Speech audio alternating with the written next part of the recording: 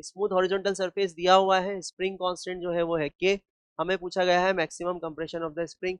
तो हम जानते हैं जब maximum compression of the spring होगा और ये वी वेलोसिटी से जा रहा होगा इनिशियली, तो इसकी फाइनल वेलोसिटी मैक्सिमम कंप्रेशन पर कितनी हो जाएगी, जीरो। हॉरिजॉन्टल डायरेक्शन में सिर्फ एक ही स्प्रिंग फोर्स वर्क कर रहा है, तो या तो हम इसको दो तरीके से कर सकते हैं, या तो हम बोलें कि work done by the spring force is equal to change in kinetic energy, ऐसा भी बोल सकते हैं।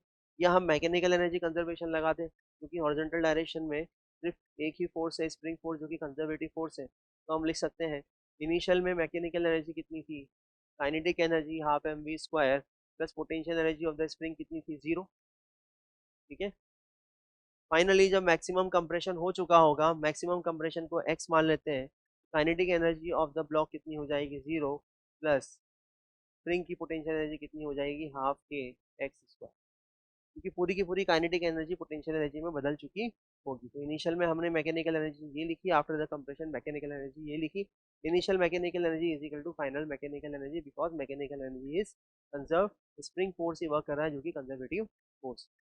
चलिए, हाफ से हाफ कैंसिल आउट हो गया, तो एक्स स्क्वायर कितना आ गया, एम वी नॉट का स्क्वायर डिवाइडेड बाई के, तो x compression of the spring कितना आ गया, एम डिवाइडेड बाई के अंडर रूट इंटू वी। तो ऑप्शन नंबर बी हमारा करेक्ट आंसर होगा।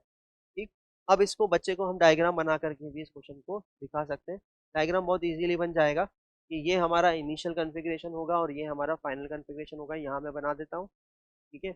उस केस में स्प्रिंग क्या हो चुकी होगी, यहाँ से कंप्रेशन हो चुकी होगा कितना, ये है ब्लॉक एम, ये है स्प्रिंग, और यहाँ से स्प्रिंग कितनी कंप्रेस हो चुकी होगी, एक्स, और यहाँ पर इसकी वेलोसिटी कितनी हो चुकी होगी, v naught, zero. Zero velocity इसकी फाइनली हो चुकी होगी, काइनेटिक एनर्जी जीरो।